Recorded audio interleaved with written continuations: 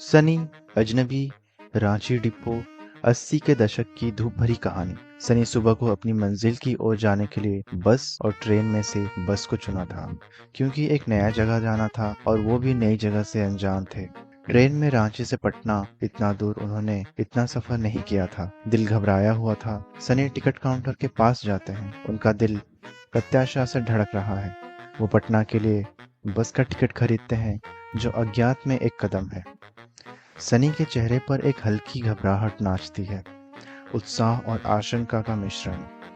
करीब सुबह के 8 बज रहे थे। एक बस चालू होती है, रांची के दिल को पीछे छोड़ जाती है। अपनी प्रस्थान के तुरंत बाद एक अजनबी सवार होता है, जिसकी उपस्थिति हर किसी का ध्यान नहीं जाता। अजनबी गलियारे के नीचे से चलता है, उनकी आंखों बैठे यात्रियों की पंक्तियों को स्कैन कर रही है। सनी को पता नहीं था, अजनबी सीधे उनके पीछे वाली सीट पर बैठ गया। उनके भाग्य आपस में जुड़े हुए थे। सनी अनजान बने रहते हैं, बस में अपनी यात्रा जारी रखते हैं, क्योंकि वह अपने विचारों में खोए हुए थे। बस तेजी से आगे बढ़ती है, जो अपने यात्रियों को एक अनिश्चित गंतव्य की ओर ले जाती है। अजनबी और सनी बस में चुपचाप बैठे हैं। हवा में एक स्पष्ट अजीब स्थिति है। कुछ देर बाद अजनबी बातचीत शुरू करता है और सनी को भी एक ऐसा दोस्त मिल गया था जो कि पटना जा रहा था। सनी की हौसला और जुनून बढ़ गए। यहाँ पर सनी और अजनबी की गहरी बातचीत होती है। अजनबी से सारी बात बताई, कहाँ जा रहे, क्यों जा रहे हैं। अजनबी ने बताया कि वो कुछ काम से अपने भाई से मिलने जा रहा था, जो आर्मी में मिलिट्री कैंप पटना में। फिर सनी ने भी बताया कि वो भी पटना जा रहे थे काउंसलिंग के काम से। तो वो सनी के अंदर जो डर था, अकेले जा रहे थे, वो डर अब नहीं रहा। उनके बीच सौहार्द की भावना खिलने लगते हैं। शुरुआती तनाव साझा समझ में बदल जाता है और सनी को भी एक ऐसा दोस्त मिल गया था जो कि पटना जा रहा था। सनी की हौसला और जुनून बढ़ गए थे। बस करीब 3 से 4 घंटे चलने के बाद करीब 1 से 1:30 बजे एक अज्ञात स्थान पर रुकती है, जो अपने यात्रियों को थोड़ी देर के लिए आराम करने के लिए छोड़ती है। दोनों एक छोटे से ढाबे पर खाना खाने के लिए रुकते हैं और साथ में भोजन करते हैं। खाने के बाद सनी को पैसे देने से मना करके अजनबी ने दोनों का बिल का भुगतान किया, क्योंकि वो भी पटना जा रहा था। सनी देखता है, अजनबी के खर्चों को कवर करने पर उनके चेहरे पर एक सूक्ष्म आश्चर्य चमकता है। अनकहा इशारा हवा में लटका हुआ है। उनके बीच उदारता और कृतज्ञता का मौन आदान प्रदान। कुछ देर बाद बस हलचल भरे पटना बस स्टॉप में प्रवेश करती है। करीब शाम को 4 से 4:30 बजे दोनों पटना बस स्टॉप पर पहुंचते हैं। फेरी वालों और यातायात की एक सिम्फनी हवा में भर जाती है। अराजकता के बीच अजनबी सनी की ओर मुड़ता है, एक टूटी हुई छाता दिखाता है। अजनबी सनी से पूछता है, सनी, मेरा छाता टूट गया है, क्या तुम इसे मेरे लिए ठीक कर सकते हो? शाम की हवा पटना की मरम्मत और अथक ऊर्जा दोनों के वादन से भरी है। उस समय सनी को भी परेशानी और अजनबी को भी परेशानी थी। अब रात को अपने भाई के पास मिलिट्री छावनी जा नहीं पाएंगे। अब सनी की भी मजबूरी थी, सनी रात कैसे बिताएं, क्योंकि कॉलेज में काउंसलिंग अगले दिन थी। पटना में डूबते सूरज की रोशनी में सनी और अजनबी एक छाता मरम्मत करने वाले के पास जाते हैं। हवा अनकही प्रत्याशा से भरी हुई है। मरम्मत करने वाला सावधान पूर्वक छाते को समायोजित करता है, प्रत्येक हरकत सटीक। 1 से 2 रुपए में छाता बन गया। 1980 में 2 रुपए काफी होते थे। अजनबी कहता है, मैं सुबह अपने भाई से मिलूंगा और तुम्हें पैसे वापस कर दूंगा। सनी ने कहा, चलो कोई बात नहीं। सनी मन में कहते हैं, चलो खाना ही ना खाएगा। और फिर सनी मान गए। जैसे जैसे शाम गुजरती है, लेन देन का वादा बना रहता है। उसके बाद सनी ने कहा, चलो मेरा कॉलेज चलो, देख लेते हैं कि कॉलेज किस जगह पर है, क्योंकि सूरज नहीं डूबा है और टाइम पास करना था और रात होने को कुछ ही समय बचे थे। एक ऑटो रिक्शा उनके सामने रुक जाता है। उनका आगमन भीड़ भाड़ वाले शहर से होकर एक यात्रा का वादा करता है। तो फिर वहाँ एक ऑटो रिक्शा में दोनों चल पड़े। ऑटो रिक्शा ने लेकर के एक कॉलेज पर बताए हुए पते पर दोनों को पहुंचा दिया। ताकि सनी अपना कॉलेज की लोकेशन पता कर सके। राजकीय पॉलिटेक्निक पटना। सनी और अजनबी ऑटो से उतरते हैं। कॉलेज के पास सूरज ढलने वाली है। हवा में शाम की हल्की ठंडक घुलने लगी है। सनी नजरों से चारों ओर देखते हैं। बिल्डिंग के बोर्ड पर राजकीय पॉलिटेक्निक कॉलेज लिखा हुआ था। सनी को लगा कि उनको उनका कॉलेज मिल गया और उन्हें अच्छा लगा और वो निश्चित हो गए ताकि कल सुबह उन्हें काउंसलिंग के लिए इसी कॉलेज आना था। जैसे ही पटना में शाम ढलती है, सनी और अजनबी पैदल चलते हुए कॉलेज को पीछे छोड़ देते हैं। उनके आंकड़े फीके होते प्रकाश से लंबे हो जाते हैं। दोनों भीड़ से गुजरते हुए सड़कों पर चलते हैं। आपस में बातचीत चल रही थी, अब क्या करें, कहाँ जाएं? अजनबी अचानक रुक जाता है, सुझाव देते हुए, चलो फिल्म देखते हैं। अजनबी का चेहरा उतर जाता है, स्वीकार करते हुए, लेकिन मेरे पास पैसे नहीं हैं। सनी विचारशील दिखाते हैं, अजनबी की दुर्दशा पर विचार करते हुए, जैसे वे चलते रहते हैं। दोपहर का भोजन का उधारी था जिसे सनी को चुकाने थे। चलते चलते रात के आवरण में सनी एक फिल्म देखने के लिए अपनी सहमति देते हैं, जो साझा कहानियों की एक शाम का मंच तैयार करता है।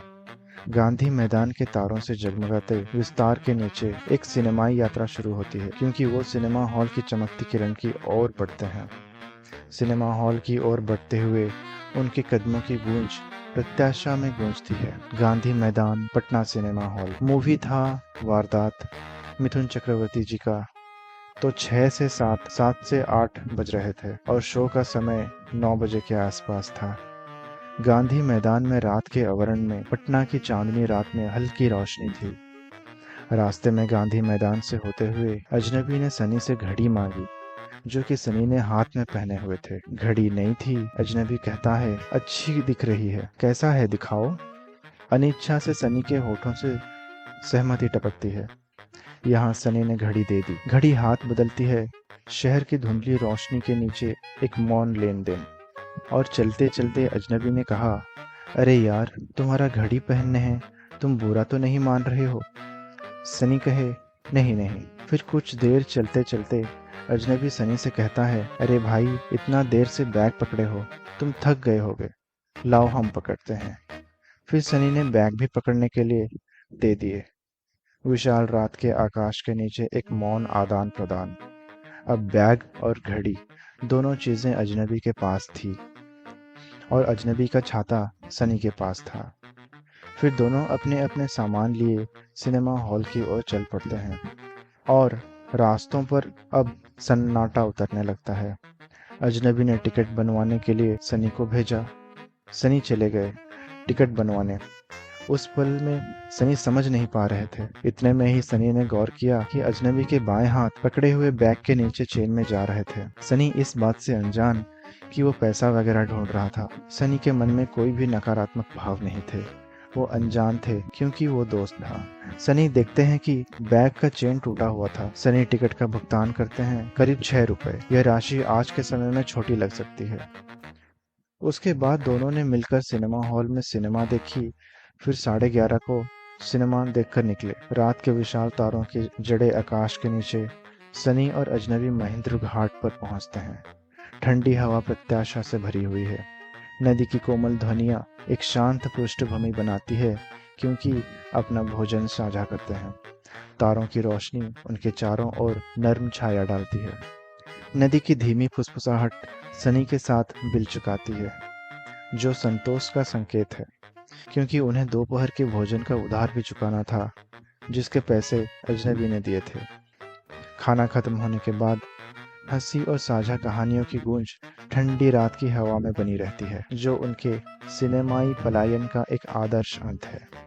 विशाल साफ रात के आकाश के नीचे सनी और अजनबी महेंद्र घाट प्लेटफॉर्म के सामने पहुंचते हैं। चारों तरफ हल्की सी चहल पहल थी। वो अपनी खोज शुरू करते हैं। उनकी हरकतें सतर्क होती है, क्योंकि वो ठंडे पत्थरों के बीच एक आश्रय ढूंढते हैं। एक जगह ढूंढते हुए वे बैठ जाते हैं। कठोर धरती सितारों की चौकसी में उनका बिस्तर। रात गहरी होती है, सन्नाटा उन्हें घेर लेता है और वे सितारों की ओर देखते हैं। महेंद्र घाट पर विशाल रात के आकाश के नीचे सनी अपना चादर बैग से खोलते हैं। अपना अस्थायी बिस्तर तैयार करते हैं। वो चादर बिछाते हैं, खुरदुरे मंच के बीच आराम के लिए एक छोटी सी जगह बनाते हैं। सनी ने डायरी को बैग से निकाला और अपने पहने हुए शर्ट को बैग में रख दिए। अजनबी सफ़ेद कपड़े पहना हुआ था और थका हुआ उनकी सोने की जगह बनाते समय सनी को देखता है। जैसे जैसे रात गहरी होती है, अजनबी नीचे बैठ जाता है।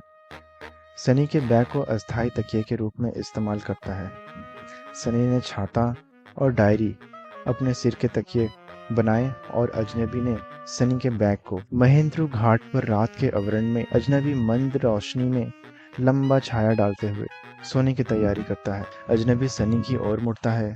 उसकी आवाज नर्म लेकिन दृढ़ है। अगर तुम्हारे पास पैसा है तो तुम उसे बैग में डाल दो। सनी छाया में घिरा संक्षिप्त उत्तर देते हैं। नहीं नहीं।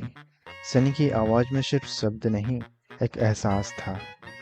सनी पेट के बल सो गए ताकि कोई पॉकेट से पैसा निकाल ना सके। दूर की झिंगूरों की आवाज आती है, उनकी मौन बातचीत के लिए एक लोरी।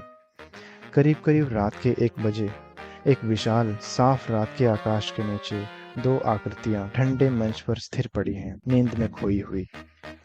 रात की शांति सनी को घेर लेती है। उनकी नींद में उनका चेहरा शांत है। अजनबी गहरी नींद में सो रहा है। शांत रात का आकाश सोए हुए लोगों पर नजर रखता है। एक मुक्त संरक्षक। मंच उनका विस्तार है, तारे उनकी चादर हैं। महेंद्र घाट पर रात के आवरण में करीब रात के 2 बजे अचानक एक क्रूर जागृति सनी को उनकी नींद से झकझोर देती है। उनकी आंखें खुल जाती है। मंच ध्यान में आता है और एक ठंडी एहसास उन्हें जकड़ लेता है। अजनबी गायब हो गया है, केवल एक गूंजती हुई चुप्पी और डर की बढ़ती भावनाएं छोड़कर। ठंडी लहर सनी पर छाया जाती है क्योंकि सनी ने देखा कि एक शर्ट पड़ी हुई थी जो उन्होंने सोने से पहले अपने बैग में रखी थी। अजनबी के साथ बैग और घड़ी की स्पष्ट अनुपस्थिति परेशान करने वाले रहस्य को बढ़ाती है। सनी के दिल में अजनबी के गायब होने की हरकत गहराई से उतरते ही परेशान होने लगते हैं। अविराम पटना की धूप में महेंद्र घाट जीवन से भरपूर है। सनी अपनी खोज शुरू करते हैं। उनकी निगाह चेहरों के सागर पर घूम रही है। सनी ने आसपास पूछा, पर हर किसी ने मना किया कि किसी को कुछ नहीं पता था। उनकी आशा भरी चीखें कोलाहल में फीकी पड़ जाती है, अनुत्तरित और अनसुनी। घाट उदासीन रहता है। उनकी जीवंत ऊर्जा उनके बढ़ते हुए निराशा को छिपाती है। सनी उसी जगह ढूंढते ढूंढते सुबह के 5 बज गए थे। जैसे ही सूरज की रोशनी निकली तो सनी खोज के लिए निकल पड़े। सनी को अजनबी ने कहा था कि वो छावनी अपनी भाई के पास जाएगा और सनी को संदेह हो रहा था कि उसने झूठ बोला होगा और अजनबी इसी आसपास कहीं रेलवे स्टेशन पर होगा। विशाल पटना के आकाश के नीचे करीब 5:30 सुबह को ऑटो रिक्शा से रेलवे स्टेशन की ओर रवाना हुए। उनकी नजरों चेहरों पर घूमती है। अजनबी एक सफेद कपड़ा में था। उस सफेद कपड़ा में लिपटा हुआ व्यक्तित्व जितना शांत दिख रहा था उतना ही रहस्यमय भी। इतने में ही सनी ने 90 रुपए में से 10 रुपए अपने शर्ट के पॉकेट में रखे क्योंकि ऑटो रिक्शा को 3 रुपए देने थे। रास्ते में कहीं वो अजनबी नजर नहीं आया। उनकी आंखें चेहरों के सागर में बेचैनी से घूम रही है। कुछ ही देर में सनी रेलवे स्टेशन पहुंचते हैं, एक अनजान व्यक्ति की तलाश में खोए हुए, चिंता में डूबे हुए। अराजक रेलवे स्टेशन पर पहुंचते ही सनी ऑटो से उतरकर पैसे देते हुए 10 रुपए शर्ट की पॉकेट से निकालते हैं। रिक्शा वाले ने बिना कुछ कहे 7 रुपए वापस कर दिए। भीड़ भाड़ वाले स्टेशन पर कोई सांत्वना नहीं मिलती क्योंकि सनी की हताश खोज से कुछ नहीं मिलता। अजनबी भीड़ में पकड़ से बाहर है। चमकीली सुबह की धूप में नहाया हुआ सनी जीवन सड़क पर टहलते हैं। प्रत्याशा उनके चेहरे को रोशन करती है। लकड़ी की काठी से ब्रश करते हैं। वह एक आशावादी इशारा करते हुए अपनी जेब टटोलते हैं, एक हार्दिक नाश्ते की कल्पना करते हुए। अचानक एहसास होता है क्योंकि सनी की उंगलियों को कुछ नहीं मिलता। उनका भाव प्रत्याशा से बढ़कर बढ़ती निराशा में बदल जाती है। उनकी आशा भरी मुस्कान फीकी पड़ जाती है। उनकी जगह निराशा की लहर आ जाती है क्योंकि उनके पॉकेट में पैसे कहीं गिर गए थे और वो खो गए थे। सनी जमे हुए खड़े हैं। हलचल भरी सड़क धुंधली हो जाती है क्योंकि खाली जेबों का बोझ उनकी आत्मा को कुचल देता है। अब सनी के पास बचे थे सिर्फ 7 रुपए। हार मानकर सनी की निगाहें जमीन पर टिक जाती है। गर्म नाश्ते का वादा अब एक दूर का सपना है। पूरे दिन बचे थे और खर्च के लिए पैसे नहीं थे। चिलचिलाती पटना की धूप में सनी भीड़ भाड़ वाले सड़कों से गुजरते हैं। उनके माथे पर पसीना आ रहा है। फिर सनी ने अपने साथ लिए डायरी एक चादर को रस्सी में बांधे हुए अपने कंधे पर रखकर फिर सनी 4 से 5 दुकानों से मदद मांगी और कुछ लोगों से भी। चेहरे मुड़ जाते हैं, दरवाजे बंद हो जाते हैं और हाथ उन्हें खारिज कर देते हैं। हर अस्वीकृति गहरा घाव करती है। ऐसे करते करते सुबह के 8 से 9 बज रहे थे। उनकी दयनीय चीखें लगातार हॉर्न बजाती कारों और बकबक करते भीड़ के शोर में समा जाती है, जिससे वो अकेला रह जाते हैं। सुबह के 9 बज रहे थे और सनी अकेले थे, अपनी चादर और डायरी के साथ। जेब में सिर्फ 7 रुपए थे। कॉलेज में काउंसलिंग के लिए जाना था और समय भी हो रहा था। भ्रम सनी के चेहरे पर छा जाता है।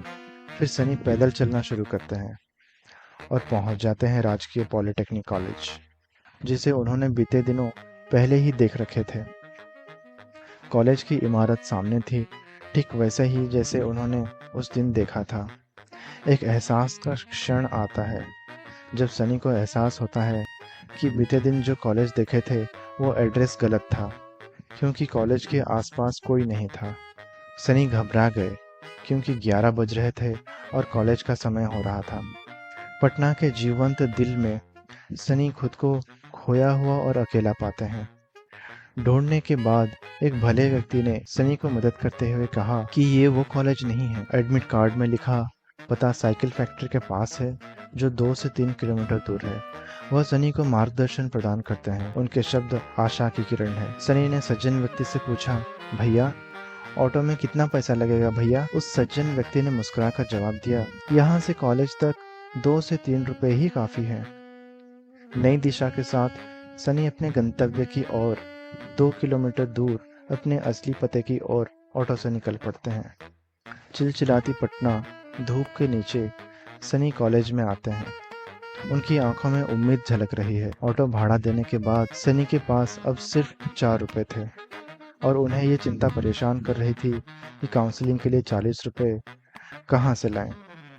फिर उनके मन में उम्मीद जागी कि कॉलेज के प्रधानाचार्य उनकी मदद कर सकते हैं। कॉलेज के अंदर आते ही उन्होंने देखा कि कॉलेज में काफ़ी सारे प्रत्याशी शोर मचा रहे थे। फिर सनी ने पूछा तो पता चला कि आज की काउंसलिंग स्थगित हो गई है, यानी पोस्टपोन हो गई है। यह बात सुनकर सनी के बोझ थोड़े हल्के हो गए, क्योंकि उनके पास पैसे नहीं थे और काउंसलिंग के लिए 40 रुपए की जरूरत थी। पटना के दिन के गर्मजोशी में नहाए हुए सनी अपने कॉलेज के वर्षों से परिचित चेहरों के साथ फिर से अचानक मुलाकात होती है। चमकदार धूप के नीचे वे इकट्ठा होते हैं। उनके भाव चिंता और सौहार्द का मिश्रण है। पटना की धूप से सराबोर सड़कों के बीच एक दोस्त ने कहा, चलो खाना खाते हैं। दोपहर का समय हो रहा था और सभी चले गए भोजन के लिए। खाना खाने के बाद दोस्तों ने बिल का भुगतान किया और ऐसे ही सनी की काफ़ी मदद हो गई। सहायता का एक घेरा बनता है जो आशा की छाया डालता है। यह दोस्ती की वो मासूम झलक है जहाँ छोटी छोटी बातों बड़ी भाव पैदा करते हैं। प्लेटफॉर्म की धुंधली रोशनी में दोस्तों ने सनी की मदद करते हुए ट्रेन के लिए पटना से रांची की टिकट भी करवाई।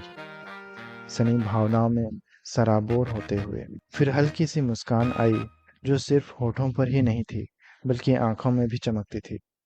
टिकट उम्मीद का प्रतीक है। रांची की वापसी की यात्रा। ट्रेन रात में तेजी से गुजरती है और वो रांची पहुंचते हैं। बाद में सनी ने अपने दोस्तों को अपने पैसे वापस कर दिए। सनी रांची वापस आए। उनका चेहरा निराशा से भरा हुआ है। रांची की व्यस्त सड़क सनी की गंभीर वापसी के प्रति उदासीन लगती है। रांची का शहर दृश्य खुलता है जो सनी के लिए एक नई शुरुआत का वादा करता है। रांची की जानी पहचानी गलियां सनी के थके हुए दिल को कोई सांत्वना नहीं देती। तेज धूप में सनी अपने आखिरी दौरे के 1 महीने बाद पटना में काउंसलिंग के लिए जीवंत कॉलेज परिसर में लौटते हैं। सारी काउंसलिंग प्रक्रिया पटना में संपन्न हुई और अंतिम परिपूर्ण स्वरूप रांची के एक कॉलेज में प्रवेश सुनिश्चित हुआ। फिर सनी अपने रांची के कॉलेज में जाना शुरू किए। सूर्य की रोशनी दृश्य को नहलाती है पहली बार कॉलेज ये सिर्फ एक वाक्य नहीं, ये एक अनदेखे संसार की दहलीज है जहाँ डर भी है, उत्साह भी, और हर एक कोना एक नई कहानी का वादा करता है। मार्गदर्शन और समझ का वादा उन्हें इमारत में खींचता है। कॉलेज जीवन के जीवंत अराजकता के बीच एक अप्रत्याशित मुठभेड़ इंतजार कर रही थी। रोजमर्रा की जिंदगी में एक सुबह होती है और सनी एक दिन कॉलेज हर रोज की तरह साइकिल से जाता है। करीब 6 महीने बाद रांची में एक दिन सुबह की हल्की धूप, साइकिल की घंटी की टनटनाहट और कॉलेज के रास्ते की भीड़, अचानक उस हजारों चेहरों में एक ऐसा चेहरा दिखा जिसे देखकर दिल की रफ्तार साइकिल से तेज हो गई। वो चेहरा जो सनी ने शायद कभी ठीक से नहीं देखा था, पर उनकी दौड़ती साइकिल थम गई क्योंकि दिल ने पहचान लिया। भीड़ के पीछे दुकान की शटर की ओट में छिपता वो लड़का। सनी ने जाने दिया क्योंकि कॉलेज का समय हो रहा था और अचानक में उन्हें समझ में नहीं आ रहा था कि उसके साथ क्या किया जाए। अब सवाल ये था, क्या वो अजनबी दोबारा मिलेगा? उत्तर शायद किसी मोड़ पर छुपा है, जैसे कोई भूल भुलैया या फिर किसी सड़क के किनारे टंगा इंतजार। कॉलेज परिसर युवा ऊर्जा से गूंजता है क्योंकि दोस्त अपने साझा पल में आनंद लेते हैं। सनी सारी घटनाओं का विवरण अपने कॉलेज के दोस्तों से करते हैं, पर सब उनकी हंसी उड़ा देते हैं। रोजमर्रा की तरह सनी एक दिन साइकिल से कॉलेज जा रहे थे कि अचानक फिर से वही अजनबी नजर के सामने दिख गया, और इस बार सनी के क्रोध शांत नहीं हुए थे। भीड़ फिर वही थी, पर इस बार सनी का चेहरा अलग था। अब कोई झिझक नहीं, बस सवाल था और वो सामने खड़ा था। सनी के धैर्य अब जवाब दे चुके थे। अजनबी ने एक कदम पीछे हटाए, पर सनी आगे बढ़े। पहले सिर्फ शब्द चले, फिर अचानक अजनबी ने धक्का दिया और सनी के हाथ भी पीछे नहीं रहे। दोनों सड़क के किनारे उलझ पड़े। इतने में ही लोग इकट्ठा हो गए, लेकिन सनी के चेहरे अब भी तप रहे थे। सनी ने एक नज़र सब पर डाली, फिर उसी अजनबी से बोले, आज जवाब चाहिए, भीड़ नहीं। चमकदार कॉलेज के सूरज के नीचे सनी राहत महसूस करते हैं। उस दिन सनी ने उस अजनबी को सबक सिखाया और फिर दोनों कभी कहीं नहीं मिले। हमें अजनबी पर जल्दी भरोसा नहीं करना चाहिए, बल्कि सोच समझकर, अनुभव से और धीरे धीरे विश्वास करना चाहिए। हमें किसी भी वस्तु की चोरी नहीं करनी चाहिए, क्योंकि आज नहीं तो कल उसका परिणाम अवश्य मिलता है। सनी, जीवन में किस्मत की कुछ ऐसी लकीरें भी होती हैं जिन्हें बार बार पढ़ना पड़ता है, जो कि यादों के किसी कोने में एकांत सिमटी रहती है। वैसा तो होना ही था, तभी तो ऐसा हुआ।